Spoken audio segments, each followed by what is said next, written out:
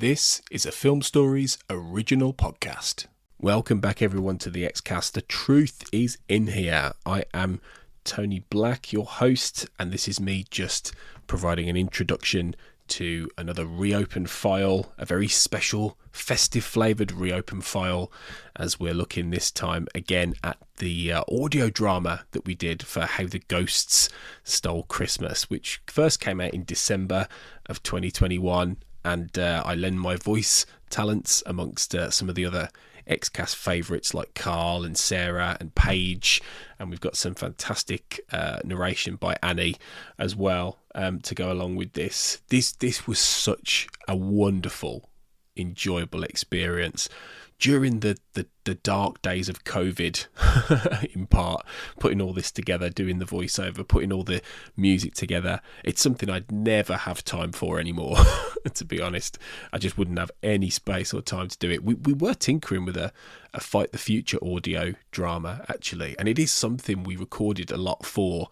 I think we did all the Mulder and Scully dialogue, actually, and I did put together the first few minutes of that, and it kind of is something I'd love to do. Maybe it will be ready for the 30th anniversary in, what's that, checks notes, 4 years, 3.5 years, but we'll see, maybe one day.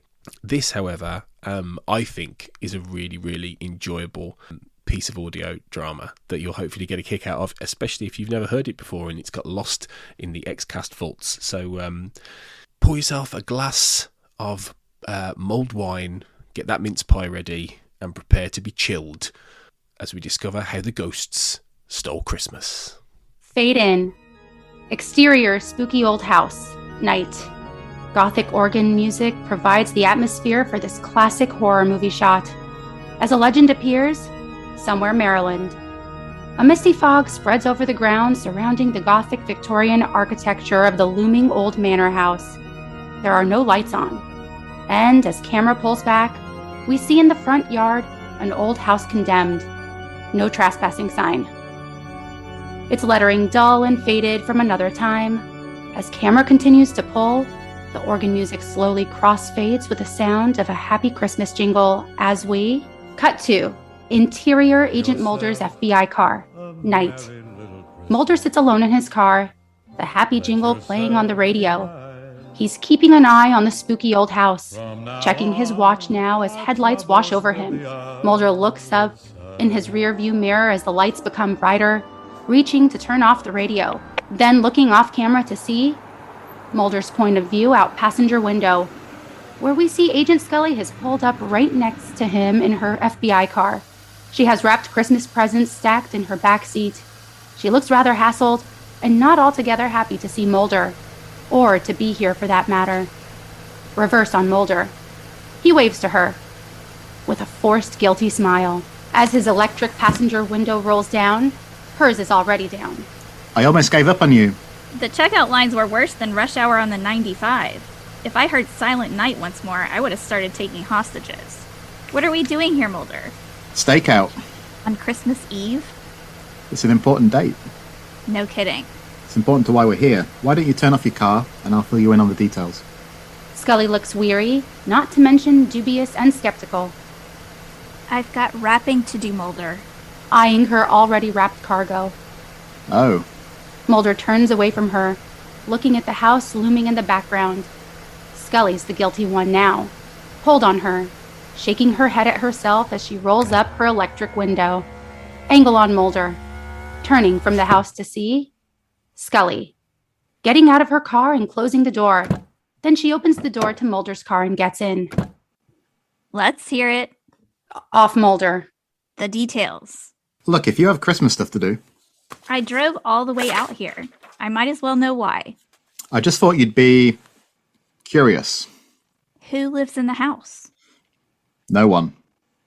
Then who are we staking out? The former occupants. They've come back? That's the story.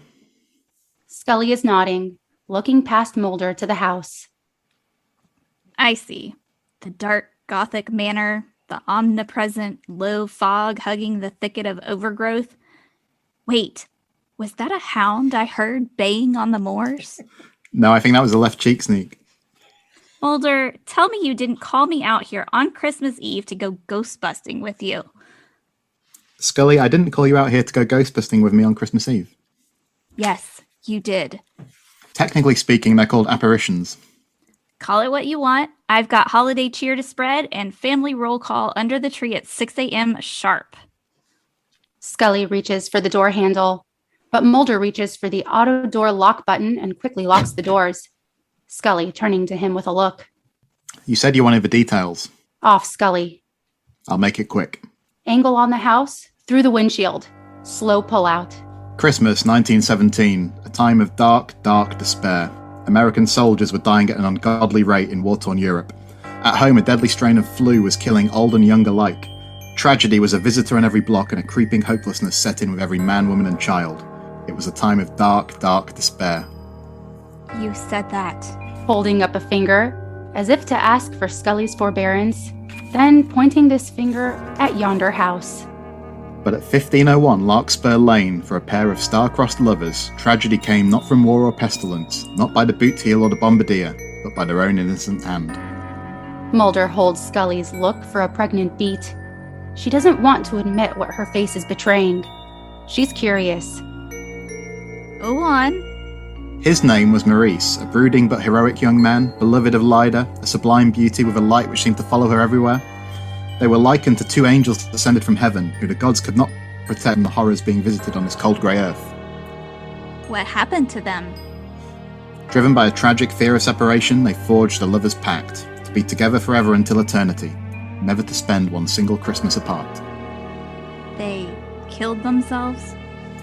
Their ghosts haunt this very house every Christmas Eve. Mulder holds his arms out, looking at them. I just gave myself the chills. It's a nice story, Mulder. Well told. But I don't believe it.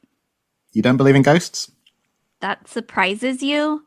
Well, yeah, kind of. I thought everyone believed in ghosts. I think everyone would like to believe in ghosts. I think we like to believe the people who say they've seen a ghost, but that doesn't mean ghosts exist. Bah humbug. Mulder, if it were any other night, I might let you try to talk me into it, but the halls are decked and I gotta go. She gives him a tight smile, then opens the door lock, taking the handle and opening the door to exit. Exterior, Mulder's car. Night, continuous. Over the car to Scully, whose head rises up above the car roof as she closes the door behind her. Mulder's door opens in foreground, and Mulder getting out. All the best to the family. She turns to him. What are you doing, Mulder? He gives her a forlorn little smile and closes his car door, starting out toward the house. Scully watching him, a little surprised by this. Don't you have somewhere to be? Over his shoulder. I'm just going to take a look. And he's moving toward the house through the low fog, disappearing into the darkness surrounding the looming manor. Angle on Scully. She's still watching Mulder, concerned about him. Concerned enough now to walk out from between the cars as if she's going to follow him. Then she stops herself. No, I'm not going to do it. Turns back. My New Year's resolution.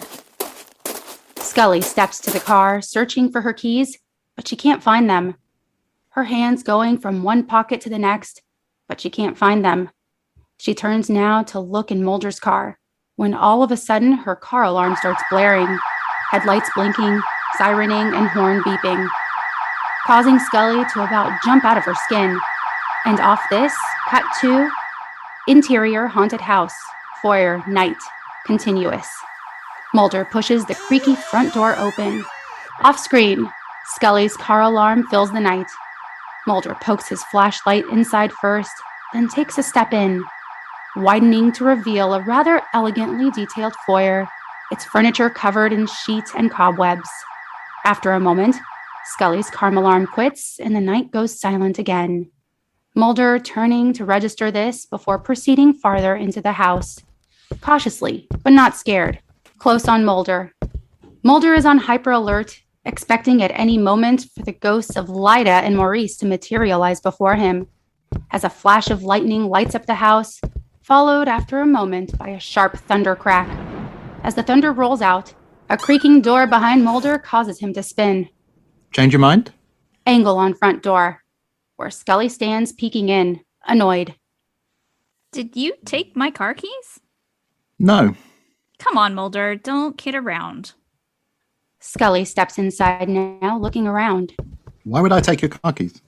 Maybe you grabbed them by mistake. Maybe it was a ghost. Suddenly, there is a heavy knocking from somewhere in the house. It's on the floor above them. A banging, walking, like Jacob Marley's ghost. Camera panning to the ceiling, then back to... Mulder and Scully are frozen. Scully jumping at the sound of... a creepy old grandfather clock, as it chimes a spooky melody. Resume Mulder and Scully. As wind now starts to ruffle their hair, coming from somewhere inside the house, the chimes continue. Bundling his arms. Cold wind. Scully feels it. Though she's scared, she doesn't want it to show. There must be windows open upstairs. The weather report was an 80% chance of rain, possibly even a white Christmas. A strong gust hits them, then a door slams. Camera whipping to the front door. The second double door slams shut. Another bolt of lightning as Scully slides into frame, reaching for the knob. But the door won't open. As she pulls hard on it, fighting to get it open, we go to main titles. We Made This presents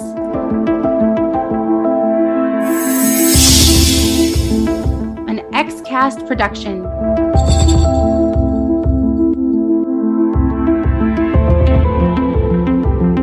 The X-Files,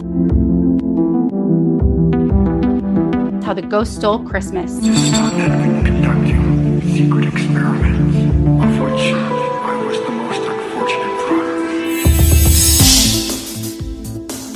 product. Act 1. Fade in. Interior haunted house. Foyer, night, continuous. Scully is at the front door where we left her, yanking on the knob, but to no avail. More lightning as she turns back to Mulder, standing where he was in the foyer. I think the spirits are among us. Mulder, quit trying to scare me and help me get this door open. But Mulder doesn't move. Lightning again as the thunder gives way to the knocking sound again, which resumes, then stops. Did you hear that? Someone is walking. There. A rattle of chains accompanies the knocking. Mulder follows it with his ears, turning from Scully, moving to the stairs. I really have to go. And the clanking stops again. There's nothing to be afraid of. I'm not afraid, okay? Ghosts are benevolent entities. More clanking. Mostly. Mulder starts up the stairs, disappearing from Scully's line of sight, leaving her alone by the front door in the foyer. You aren't scaring me, Mulder. Scully checks her watch with impatience, curious to see. Scully's watch. It reads 11. Camera panning off to the nearby grandfather clock, which also reads 11. Profile on Scully. Made curious by this, but not any less impatient. Mulder, I've got to get home. Another bolt of lightning flashes, illuminates a figure in the room adjoining the foyer. A vague figure of a woman dressed in a flowing robe. It's only there for a moment, for as long as the lightning flash, and then it's gone. Just long enough to get Scully's attention. We saw it. But did Scully see it? She thought she saw it, but she's not sure. Cut to interior haunted house, grand stairway, night continuous. Angle down on Mulder, moving up the steps, homing in on the knocking sound when Scully appears at the base of the stairs. Mulder! Shh. What's that sound? Mulder stops, turns, points toward the ceiling, but the knocking has actually stopped. Scully gives him a look. These are tricks the mind plays, ingrained cliches from 1,000 different horror movies. Mulder nods, not accepting a word of it. Turns and continues up. You hear a sound, get a chill, see a shadow, and allow yourself to imagine something that an otherwise rational person would discount out of hand. Mulder exits frame past camera, leaving Scully at the base of the stairs by herself. Spooked? She starts up now, too. The whole idea of a benevolent entity fits perfectly with what I'm saying. That a spirit would materialize or would return for no purpose other than to show itself as silly and ridiculous. What it really shows is how silly and ridiculous we can become in believing such a thing. Angle on Mulder. He's reached the next floor, which has a rectangular landing off which there are several closed doors. Scully appears behind him. That we can ignore and disregard all natural laws about the corporeal body, that we witness these spirits clad in their own shabby clothes, with the same old haircut or hairstyle, never aging nor in search of more comfortable surroundings, says much more about the living than it does about the dead. Mulder moves from door to door, finding each one locked. It doesn't take an advanced degree in psychology to understand the unconscious yearnings that these imaginings satisfy. The longing for immortality, the hope that there's something beyond this mortal coil, that we might never be long without our loved ones. These are powerful desires, the very essence of what makes us human. The very essence of Christmas, actually. Mulder and Scully jump when a door creaks open, spinning to see their point of view of door. Directly behind them, one of the locked doors that Mulder just checked is now cracked open, light sneaking out. Resume Mulder and Scully, frozen in their tracks. Tell me you're not afraid. Okay, I'm afraid, but it's an irrational fear. Mulder gives Scully a look. Scully still won't give him the benefit of her ever-creeping doubt. They stand for a moment until Scully moves first, around the landing to the cracked open door, opening it, looking in, turning back to Mulder. Mulder, did it ever occur to you that there aren't any ghosts here, but that someone might actually live in this house? He's moving over to her. No one lives here. Well, when you and I were in the car, there wasn't a single light on. And look at this. Mulder steps in beside Scully, looking into, cut to, interior, haunted library, balcony, night, continuous. Angle up on Mulder and Scully, who stand on the landing a level above us, looking down on a beautiful old library, which is lit by a crystal chandelier hanging from its high turret ceiling. The lower level is windowless, though there are two closed doors which lead out of the room. The furniture is draped with sheets, as in the foyer and the rooms adjoining it, except for two tall wing-back chairs facing the fireplace. The windows on the level where Mulder and Scully stand are high, over their heads, closer on Mulder and Scully. There must have been some kind of electrical surge. Did you notice the clock downstairs keeping perfect time? It is? Nodding her head. And how do you explain that? Scully is pointing off-screen at close-ish angle on fireplace, which has several charred, smoldering logs lying on its floor. Camera adjusting to Mulder and Scully as they climb down the decorative wooden ladder that leads to the first floor, moving to hold their hands to the logs, feeling. This fire is barely cold. Yeah. Scully looks at Mulder, who is nodding silently. Don't look so disappointed. And Mulder is. New angle. Mulder looks around as Scully rises up into frame. Through this, there will be small, infrequent lightning strikes. Who'd live in a cursed house? It's not enough that it's haunted. It's also cursed. Every couple who's lived here has met a tragic end. 3 double murders in the last 80 years, all on Christmas Eve. Scully's reaction is captured in a bright flash of lightning. Causes the lights to go out. The door they entered slams shut. When the thunder dies, there's a new thump, thump, thumping. There's that sound again. Mulder tunes his ears to the sound, stepping back to the wingback chairs, from underneath which the sound is coming. Mulder moving the chairs out of the way. looking at Scully with excitement, which she doesn't share. And she's not sticking around. She heads for the nearest exit, one of the two doors at either end of this room, moving quickly past Mulder, reaching for the knob, only to find once again a locked door. Looking back at Mulder, standing on the section of floor, the boards of which bend with each consecutive thump. And then it stops. Mulder getting quickly to his knees, putting his ear to the ground, listening. High angle over Scully and Mulder. From the position they first viewed the room, Scully moving quickly past Mulder, heading for the ladder they used to climb down. Camera panning her past Mulder, across the floor, only to find the ladder is no longer there. It has magically and mysteriously disappeared, leaving Scully looking up at camera. As another lightning strike illuminates the darkened room, resume Mulder, getting up from his knees as Scully backs toward him, into him, truly scared now. Turning to find Mulder with his flashlight under his chin, pointing it up past his face, like every school kid in the world has done. That's not funny. There's some kind of hiding space under here. Mulder moves to the hearth, picking through the fireplace tools.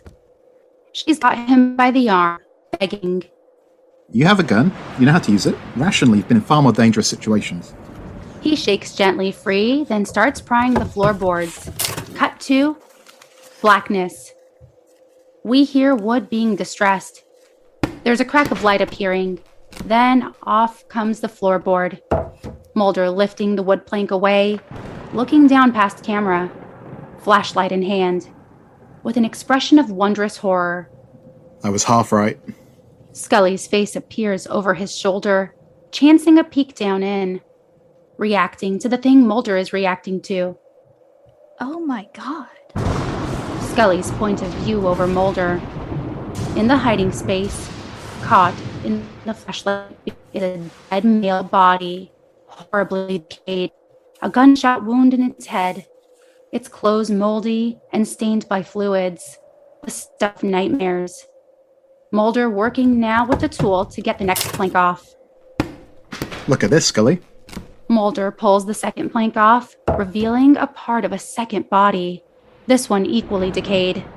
It's a woman. It looks like they were both shot to death. Indeed, as Mulder pries the third plank off, the body is that of a female, and though her clothes are moldy, stained from a gunshot wound to her chest, there is something distinctly familiar about them. Want to know what's weird? Scully's fingering her business suit, creeped. She's wearing my same outfit. Mulder shines his flashlight on her, then back in the hole. Scully's right. The old moldy outfit is a dead match. How embarrassing. Yeah, well, that one's wearing your clothes. Closer on the first body. Mulder's flashlight beam finds the first body, a male. And indeed, it's got his clothes on. Zoom up on Mulder, Scully over his shoulder, both realizing it at the same time. Scully? That's us. Resume previous angle on Mulder and Scully. As Mulder rises up next to Scully, as freaked as she is. A flash of lightning x-rays the room. Mulder doesn't need any goading now. He's a step ahead of Scully, moving to the yet untried door. Camera following them as Mulder reaches for the knob, twists it, and the door opens. Mulder charging through it, Scully on his heels. Cut to interior, first haunted library, night, continuous. Wide on the previous room, as Mulder peeks back in, then Scully. The floorboards which Mulder pried up are stacked the way they were left, and they will be in each consecutive room to come. Cut to interior, second haunted library, night, continuous. The agents step back into the room, Mulder on the move, Scully on his heels, traversing the room, heading to the analogous door at the other end. Camera following Mulder to the door, which is partially open. He pushes the door wide open, charging in, Scully right behind him. Cut to interior, third haunted library. Night continuous. Mulder charging in, then Scully. They stand for a moment, then look at each other, looking around. What the Sam hell's going on? Okay. I think I've got it. You go through that door. Points across room. And I should come out this door. Gesturing to the door behind them. Same following shot, only much slower now. Following him to the analogous door, which we see is partially open. Glancing back over his shoulder as he gets to the door at Scully, watching him as he enters the door. Turning to the door behind her. Moving to it, anticipating Mulder. But no Mulder. She takes a beat, then pokes her head into... Cut to interior, second haunted library. Night continuous. Whitish on room. Where Scully pokes her head in. No Mulder. Resume previous Scully. In third haunted library. Pulling her head out of the other room. Looking back to see. Resume Scully's point of view of the door Mulder entered. It stands open. He's nowhere to be seen. Resume Scully.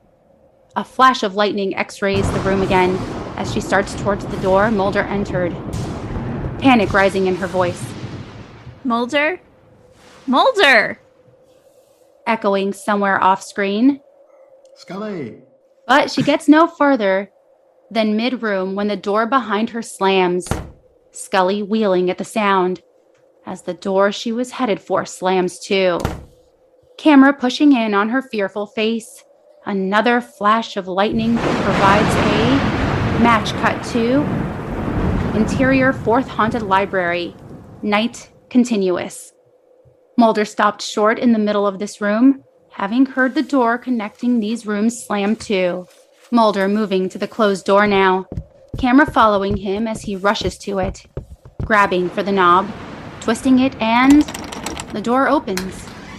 Mulder charging in to find... Cut to interior third haunted library. Night continuous.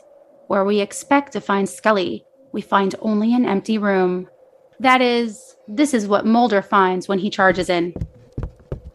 Scully? Scully? But he gets no answer. And off this, we end Act 1.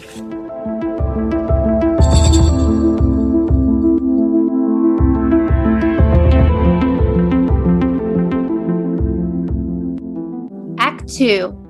Interior, third haunted library, night continuous. High wide angle down to Mulder, standing at the door where we just left him. Watching him as he rushes to the door opposite the one he just entered. Angle on Mulder. Coming to this other door, which we saw slam behind Scully, reaching for the knob, twisting it, and it's locked. Scully? He pounds on the door. Scully? Can you hear me? He pounds some more, listening now, but there is no response. Mulder's mind racing. He reaches for his service weapon, pulling it from either his shoulder or ankle holster, taking a step back and firing at the door lock, the wood around the lock and the jamb splintering away. Stepping forward now, grabbing for the knob, opening the door to find a brick wall. Reverse on Mulder, taking a step back, stunned by the discovery, when lightning strikes, illuminating a figure in doorway in the background. As Mulder continues to step back from the brick wall, the click of the figure closing the door has the ominous weight of a wrecking ball. And if white men could jump, Mulder would be clinging to the ceiling. Instead, he spins around to see... Who are you? I think that's the question I ask you, being this is my house you're standing in. The figure reaches over, flips on the light switch, bringing the overhead chandelier to life, filling the room with a warm glow, and changing himself from a shadowy silhouette into Maurice.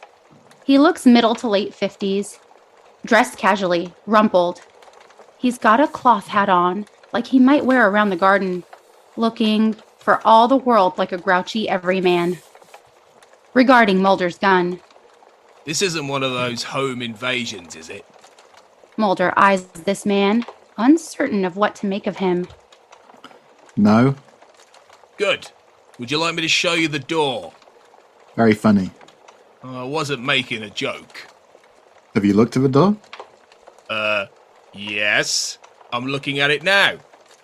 Mulder is nodding, scared but excited at the prospect of seeing a ghost, then venturing a peek behind him. Indeed, the door is still bricked up. Tell me what you see. I see a door with the lock shot off it. You gonna pay for that? It's a door with a brick wall behind it. Okay, sure. You're playing tricks on me. If I am, I'm sorry, but I don't think I know any tricks. That's a trick in itself. You've been playing tricks on us since we got here, haven't you? Am I to take it we're not alone? Now that's funny. From a ghost. The gun had me a little fooled. You're a ghost hunter. That's why you thought I was a ghost. We got a lot of strange folks come round with a lot of strange equipment, but I don't think I've ever seen anyone armed. Mulder feels a little silly, but he's not convinced. Strange folks? You mean like the ones buried over there? Mulder gestures past Maurice toward the spot in front of the fireplace, but his face loses shape as soon as he does. How did you do that? New angle over Maurice to the fireplace. In the time Mulder used to open the second door, the floorboards have somehow been mysteriously replaced. The wingback chairs moved into their original positions. I didn't do anything.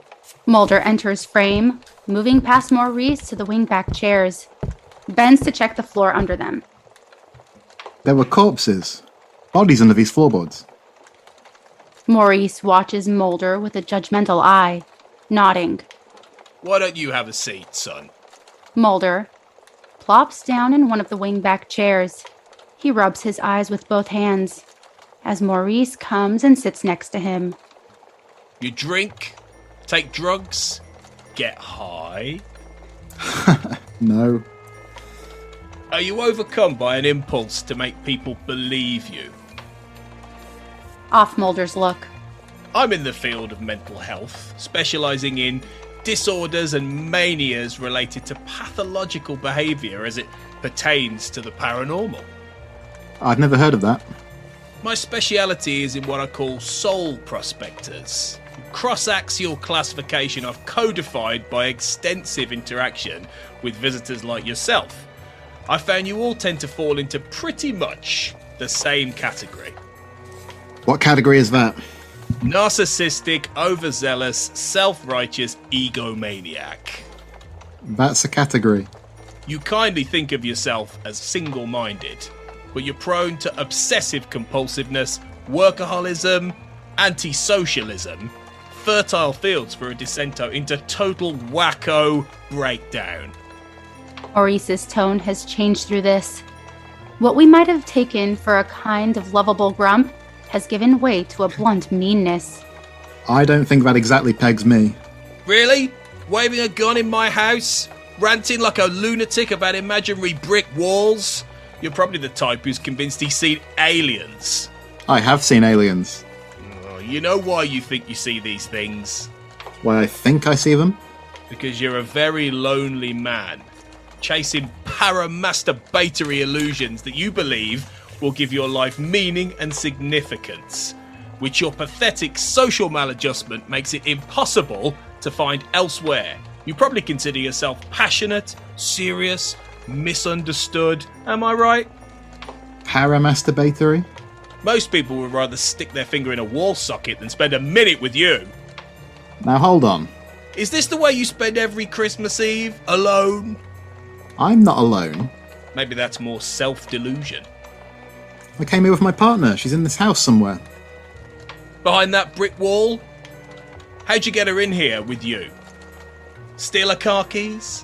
Maurice's analytic blitz has caught Mulder off guard, making him annoyed, if not a little suspicious. You know why you do it? Listen endlessly to her droning rationalizations because you're afraid. Afraid of the loneliness. Am I right? Mulder stares at Maurice. Then, with great reserve, I'd just like to find her. Simple. Easy. Piece of cake. Maurice gets up, moves off. Mulder watches him, then gets up too. New angle. Maurice is moving back to the door where Mulder shot off the lock. It no longer has a brick wall behind it. Maurice turns to Mulder, Brick wall points to his head. or brick wall? Maurice turns and walks right through the door, into the other room. Standing there, with his hands out. Piece of cake. Go ahead. Change your life. Mulder thinks about it for a moment. Could this man be right? Then he strides toward straight on angle. Mulder heading right into lens when smack. He runs into an invisible wall. Reverse over Mulder. Mulder rubbing his nose, standing in front of the brick wall. As the lights go out, and the flash of lightning strikes, we match cut to Scully, standing pretty much where we left her, at the locked door. Interior, third haunted library, night continuous. The flash of lightning illuminates Scully. Mulder? But she gets no answer. She's frightened beyond an ability to think straight. Backing away from the door, turning and heading quickly for the opposite door. Camera leading her across the room as another strike of lightning flashes, causing Scully to stop in her tracks in abject fear. Reverse on, the woman figure in the flowing white robe, who Scully thought she saw earlier in the room adjoining the foyer, is standing in the doorway, illuminated for an instant by the multiple lightning strike. Resumes Scully, who has the only response appropriate to the occasion.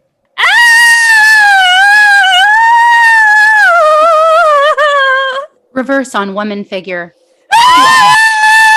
Scully goes for her gun, though her hands are shaking so bad she can't get it out of her holster. It's okay. I won't hurt you. Federal agent, I'm armed! You're what? Scully's still unable to get her gun out as the lights come on, revealing Lyda. She's in a white bathrobe, under which we see the collar and hem of a white nightgown, clutching at the front of her robe. You said you're what? I'm armed! Scully finally gets her gun out, points it at Lyda. You're a federal agent? Please stay where you are. I'm a little on edge. My name is Special Agent Deana Scully. I can show you my ID. Oh, Lord. Oh, goodness. I thought you were a ghost.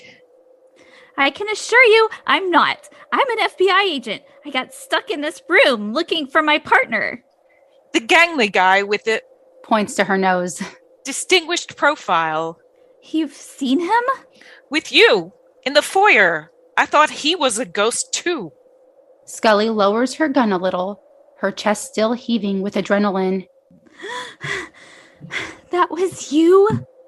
I sleepwalk sometimes, and I thought maybe I dreamed it. But then here you were again. I didn't mean to scare you. It's just we found bodies. Bodies? Where? Scully's point of view. The floor has been replaced, as have the wingback chairs, as if nothing had ever been found there. Resume. Scully's reacting to this, to the impossibility of it. You look like you saw a ghost. Scully takes a step backwards. There are ghosts in this house, you know. Who are you? I live here, thank you very much. Where's my partner? Why are you pointing that gun? There were corpses under the floor, right over there. Oh, I think the ghosts have been playing tricks on you. I don't believe in ghosts. Then what are you doing here? It's my partner. He believes in ghosts? Scully's done answering questions, answering this last one with a look. And she moves past Lyda now, gun trained on her. heading for the door that Lyda came in, finding it locked. Turning on. Your life must be awful small. Spending your Christmas Eve with him, chasing around something you don't even believe in. Lyda takes a step forward toward Scully. Please don't come any closer. I see it in your face. The fear, the conflicted yearnings, a subconscious desire to find fulfillment through another, intimacy through codependency. What? Maybe you repress the truth about why you're really here, pretending it's out of duty and loyalty, unable to admit your dirty little secret. Your only joy in life is proving him wrong.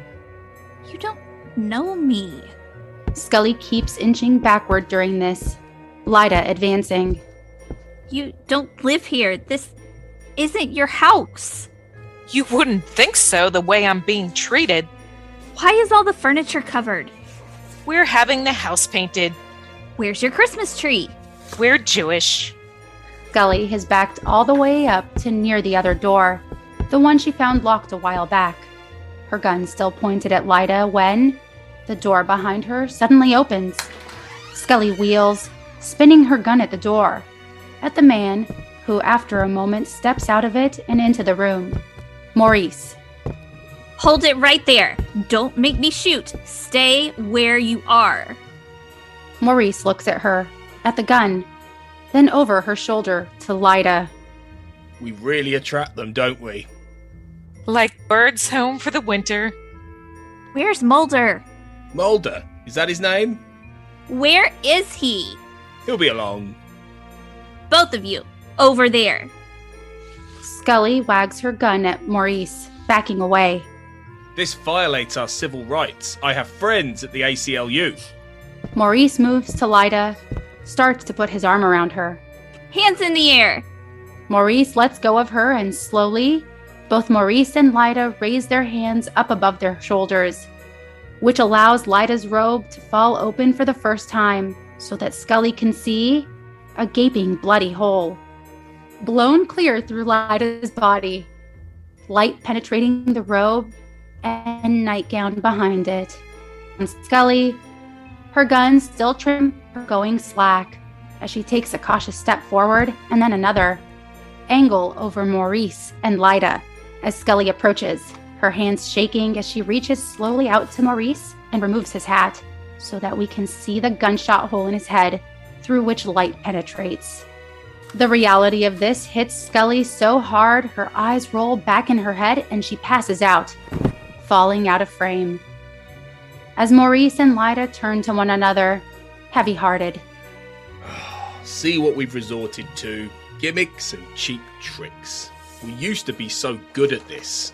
We used to have years to drive them mad. Now we get one night. This pop psychology approach is crap. All it does is annoy them. When was the last time we actually haunted anyone? When was the last time we had a good double murder? Not since the house was condemned. Regarding Scully, This is embarrassing. This is amateur kid stuff. Maurice shakes his head at his handiwork, Lyda taking his hand. We let our reputation slip. They're gonna take us off the tourist literature. Last year, no one even showed up. Of all days, why did we choose Christmas? Why not Halloween? Who's filled with hopelessness and futility on Halloween? Christmas comes but once a year. Yeah, you're right. These two do seem pretty miserable. Maybe we need to show them just how lonely Christmas can be. That's the Yuletide spirit. The lights go out suddenly, and off a flash of lightning, end of Act 2.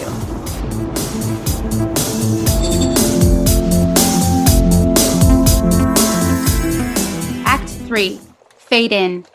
Interior, fourth haunted library, balcony, night continuous. We are on the balcony landing where Mulder and Scully first entered this room, or the one just like it. Close on the edge of the balcony where fingers enter frame, clasping on the lip where the ladder went missing, knuckles going white, straining under his weight as he chins himself up from below. As his reddened face appears, a nice red bump on his forehead. Camera is rising, tilting down to the floor below where we see a wingback chair he's used as a booster. As Mulder struggles to get his elbows and torso up and onto the landing, Lyda appears below him, looking up. Mulder doesn't see her, however, continuing to struggle as Lyda exits frame, moving under the landing as new angle on Mulder, struggling to get a leg up when Lyda enters onto the balcony through the door leading from the hallway. Hello? Are you Agent Mulder? Mulder has one leg up, caught in this awkward position, looking up at this total stranger who's called him by name, breathing hard from his climb. Who are you now?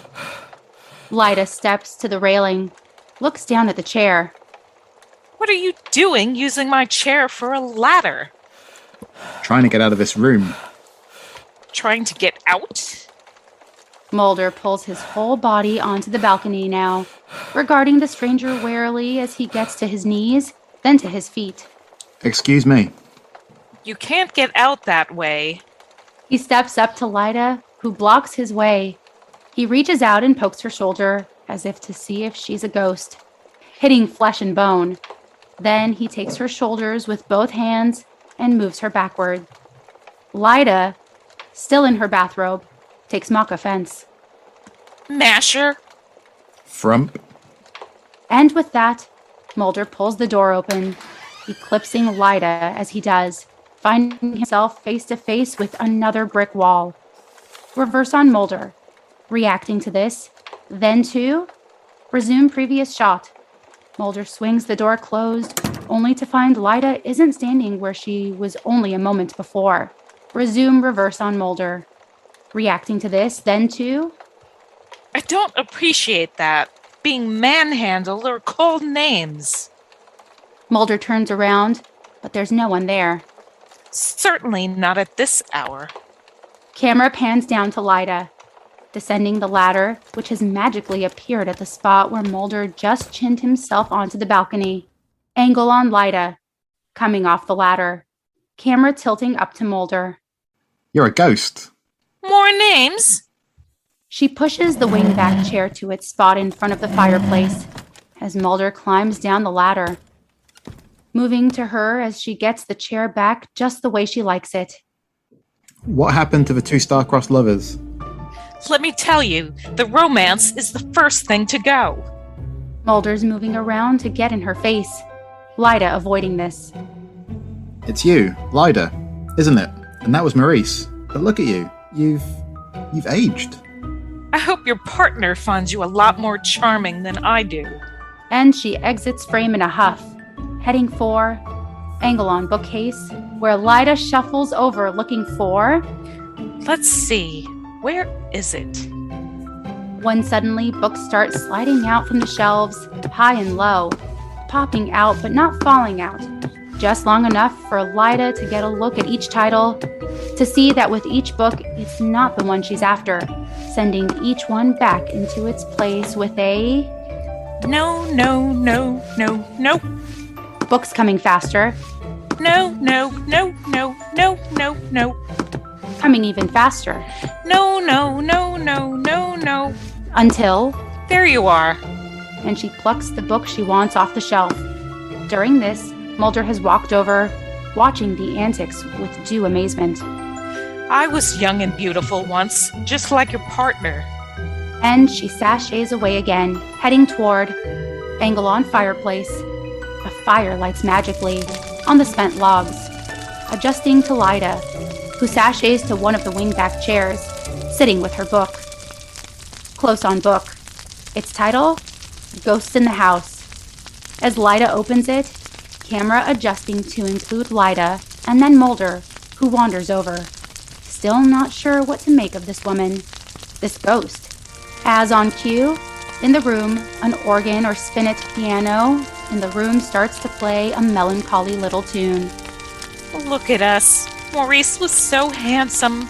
He didn't have a gut. She holds out the book to Mulder. Insert book. A young, fashionable Lyda standing next to a young, swirly Maurice, dressed in the fashion of the times. I hope you aren't expecting any great advantages to all this. To all what? I'm assuming you came here with similar misconceptions. We came here looking for you. Lyda is nodding, pretending to process this. You didn't come here to be together for eternity? No. Because you're full of despair and woeful Christmas melancholy? Mulder stares at her strangely, smiling as if he's being put on. Why? Maybe it's your partner then. What about her? You knew this house was haunted. Maybe you two should have discussed your real feelings before you came out here. I'm speaking from experience. What experience? Look it, I'm not going to get into semantics. In a murder-suicide, it's all about trust. I thought you had a lover's pact. Poetic allusions aside, the outcome is pretty much the same. Her back to camera, she holds open her robe, Mulder recoiling. Why are you showing me that? It's not like you're going to be eating any Christmas ham. You think Scully's going to shoot me? She's not going to shoot me. Suit yourself, but if you shoot first for her, the rest is an act of faith. I wouldn't shoot her either. Maybe she shoots herself. I wouldn't let her. The body's under the floor. Maybe that was some kind of Jungian symbolism. Maybe it's a secret lover's pact. We're not lovers. Well, this isn't a pure science, but you're both attractive, and there's going to be a lot of time to work that out. Lyda rises from her chair, holding a gun. Go on, take it. Take it. Mulder pats for his gun, realizing it's his she's holding. He rises now, taking a step backwards as she proffers it. Think of it as the last Christmas you'll spend alone. And Lyda disappears, Mulder catching the gun in midair as she does, as a flash of lightning bleaches the room, leaving Mulder in shock and wonder. Cut to interior, third haunted library, night continuous.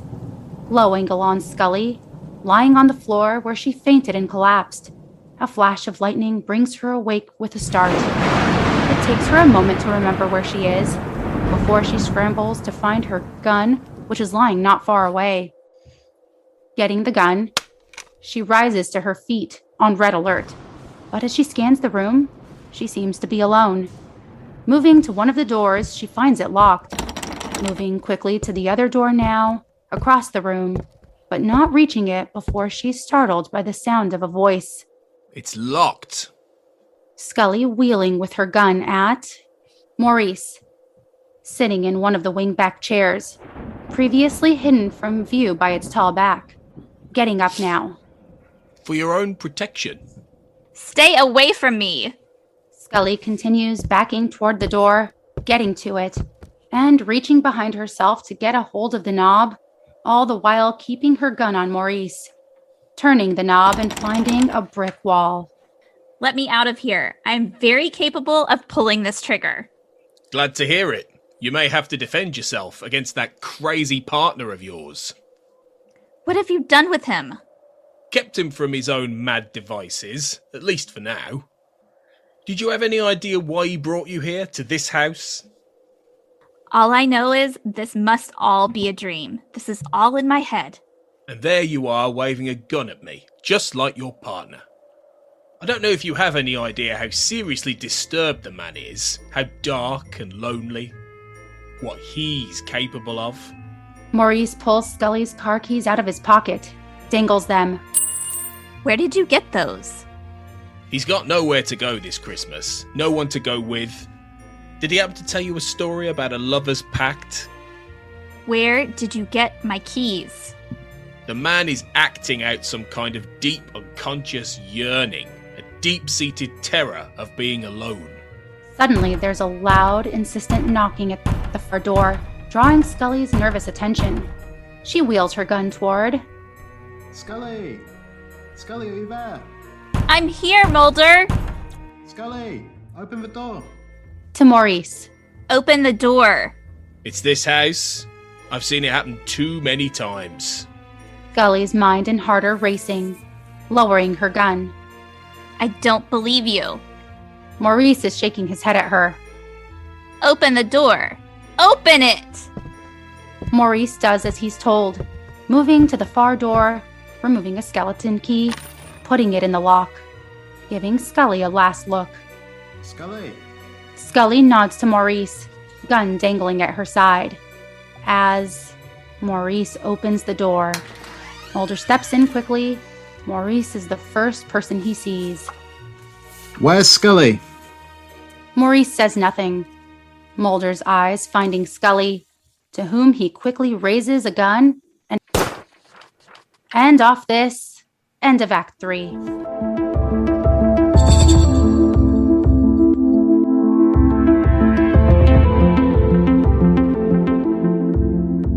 Act 4. Interior, second haunted library, night continuous. We're on Mulder, his gun still raised, walking forward toward, direct reverse on Scully, backing up as Mulder advances, terror in her eyes, but with the gun in her hand lowered as... Mulder, what are you doing? The answer to which is another gunshot, which squibs off the wall behind her. Mulder! Reverse on Mulder, advancing, gun raised and ready, Maurice behind him at the door. There's no getting out of here, Scully. No going home. He fires again at, where the shot breaks a vase or something nice and explosive behind her. Scully, cowering from this action, raises her gun now, if only in self-defense. Please don't come any closer, Mulder. Put your gun down. You're scaring me. Reverse on Mulder, continuing to advance, gun still raised. Go ahead and shoot, Scully, but make sure you're prepared to finish the job. Mulder comes to a stop, having backed Scully into a wall. Make sure when you turn that gun around, you've got the nerve. Reverse on Scully, back into the wall, these words scaring her as much as the gun. The nerve to what? I don't want to shoot you. I'm not going to shoot you, Mulder. It's either you or me or you. One of us has to do it. We can get out of here. We don't have to do this. Even if we could, what's out there waiting for us? Loneliness. Then 365 shopping days to even more loneliness. I don't believe you're saying this. I don't believe you mean a word of it, or... Reverse on Mulder. He shoots, firing at Scully from close range. Close on Scully, reacting to the shot, to the hit her body takes. Looking down at Scully's point of view of her stomach, out of which blood is pouring. Panning back up to Mulder, who stands there with his smoking gun, camera raking to Maurice standing behind him, holding his hands up in futility. Resume close on Scully as she goes down, falling out of frame. Angle up on Mulder from Scully's point of view. As he steps over her, the smoking gun still in hand. Merry Christmas, Scully. And Mulder points the gun up toward his head as we, match cut to, objective point of view, dollying behind Lyda in Mulder's place, matching into her putting the gun to her head in foreground, while in background, at this highish angle, we can see Scully lying on the floor holding her bloody stomach. Camera keeps dollying behind Lyda to her opposite profile for... And a Happy New Year!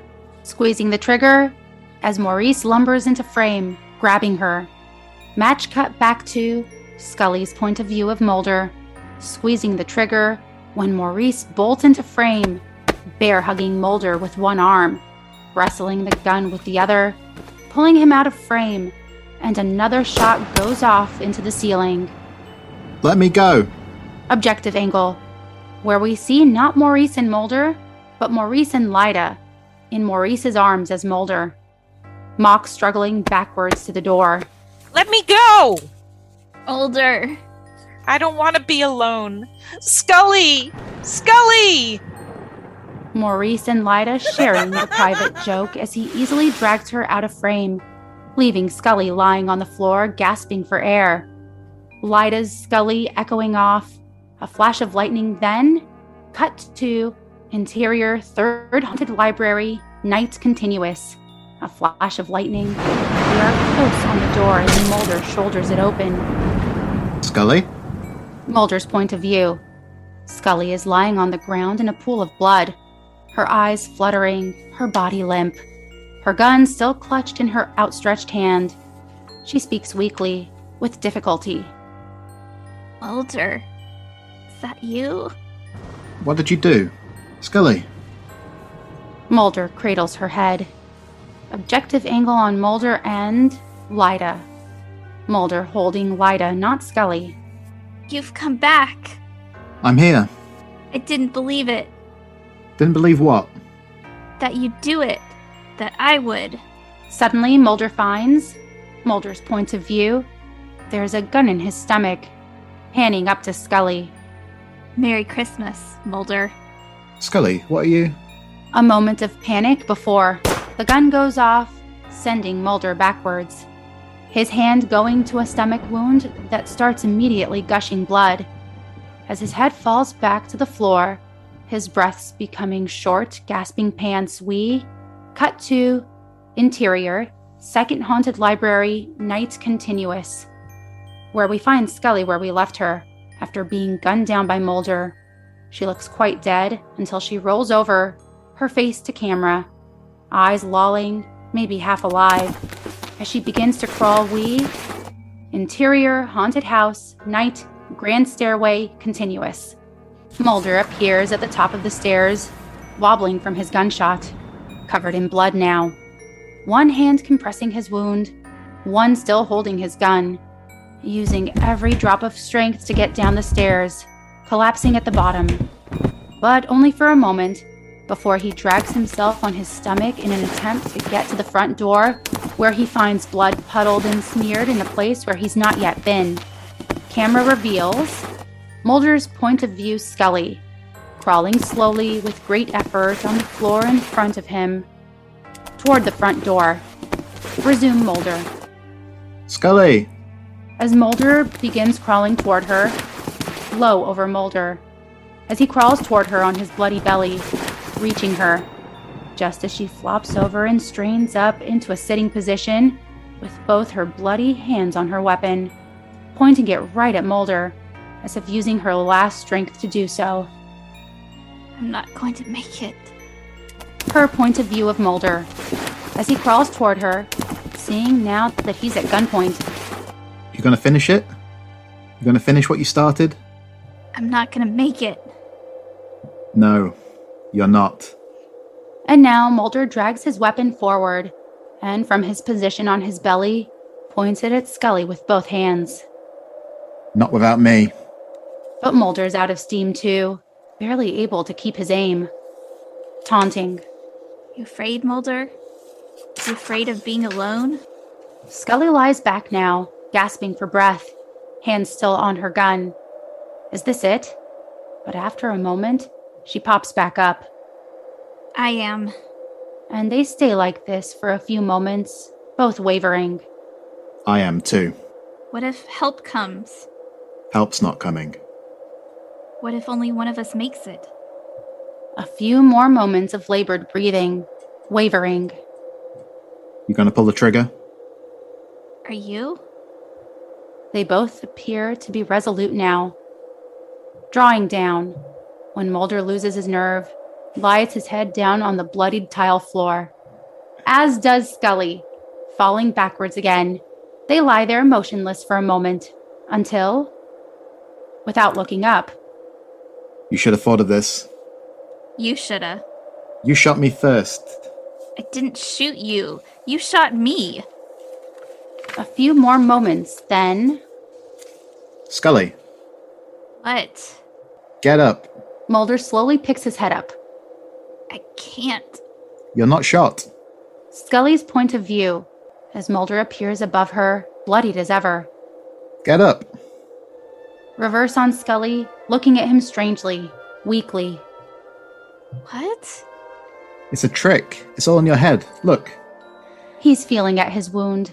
It all seems real, looks real, but he's now improbably holding out his hand to her.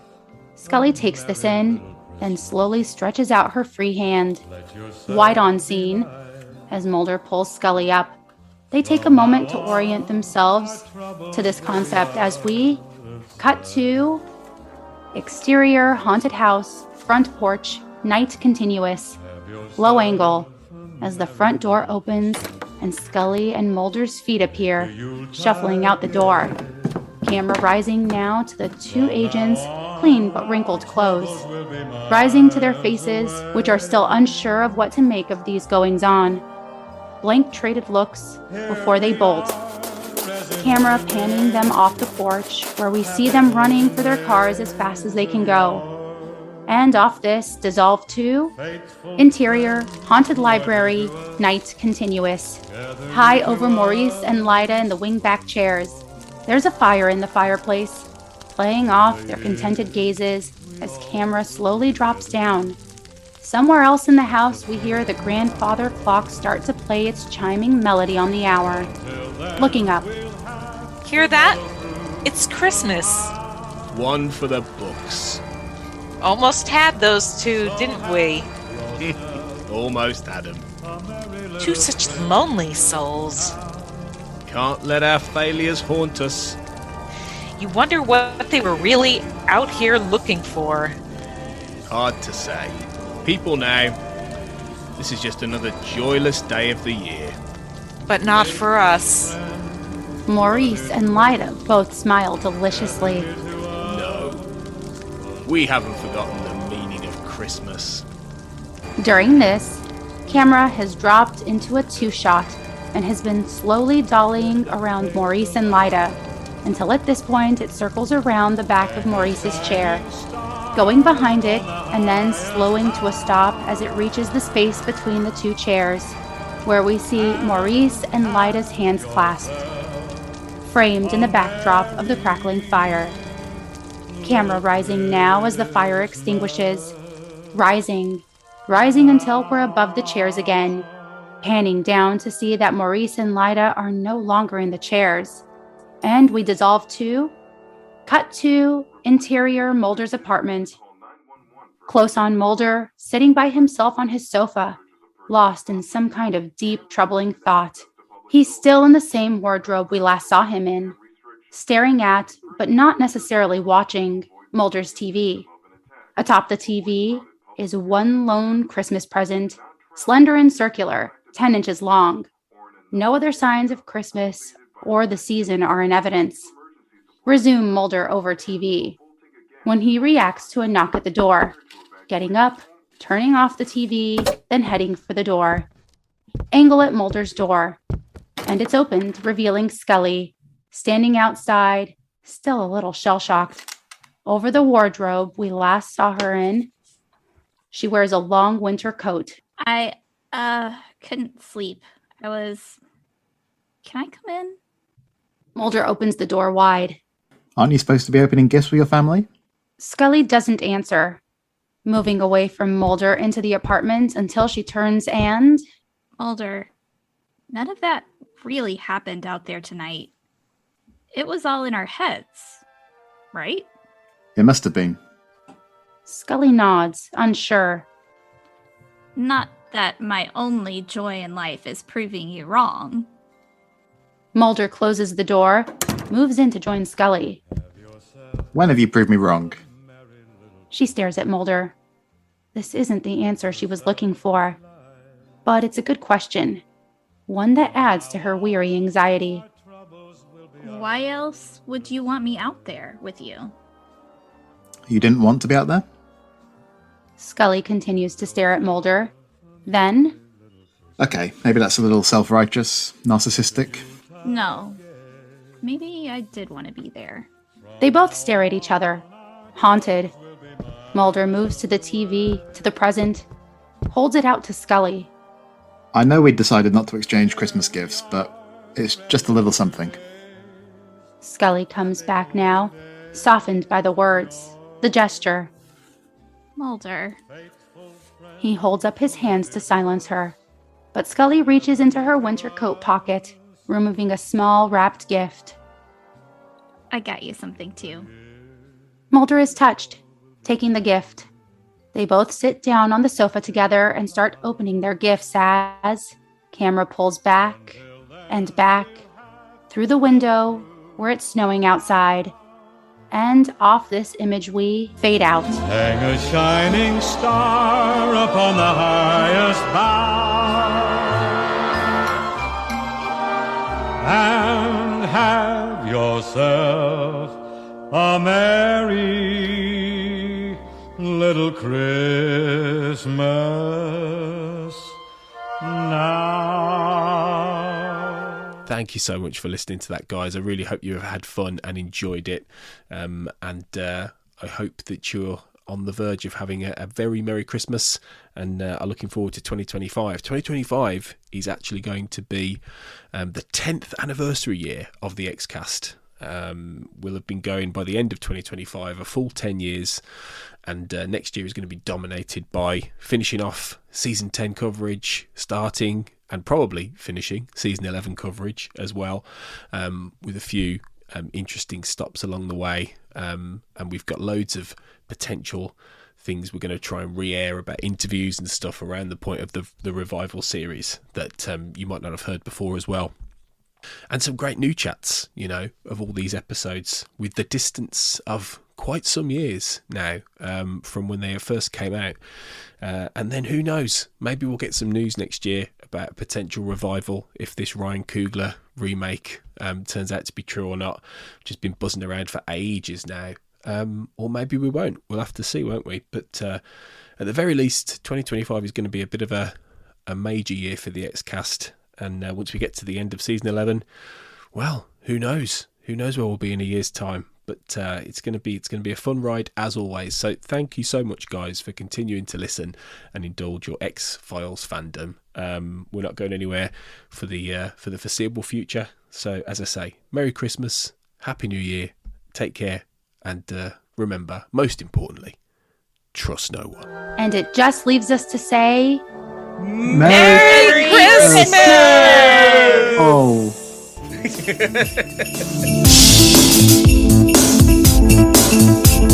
The Xcast and X-Files podcast was created by Tony Black and is produced and hosted by Carl Sweeney, Sarah Blair and Kurt North. You can find the podcast on Twitter at the X_cast, on Facebook by typing in the Xcast, and in our group, X-Files Basement, the Xcast podcast fan group, and on Instagram at the Xcast pod. Don't forget, you can support the show by becoming a member on Patreon. Our patrons get early access to episodes, behind-the-scenes chats with our hosts and a thriving community of X-Files, and other premium interviews and specials. To find out more and subscribe, you can go to patreon.com/thexcast. That's patreon.com/thexcast. We are also part of the We Made This podcast network, full of popular culture shows, including our Millennium series, The Time Is Now. You can find all of our shows at our website, wemadethispod.com, or via Twitter at wemadethispod. Thanks for listening and keep watching the skies.